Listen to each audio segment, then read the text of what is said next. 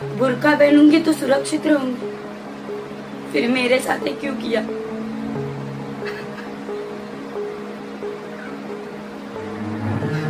आई, माझ्यासोबत काय झालंय ग? मी तर नेहमीप्रमाणे शाळेत जात होती, मग त्या लोकांनी माझ्यासोबत काय केलं? मी वाईट होती म्हणून त्यांनी केलं का? सांग ना गाय, मी वाईट होती म्हणून केलंय ना? सांग ना. मी तर मंदिरात आसरेसाठी गेले, पण मला काय ठाऊक की तिकडचा देव डोळे झाकून असेल. मी देवाला भेटायला गेले आणि मला राक्षस भेटला.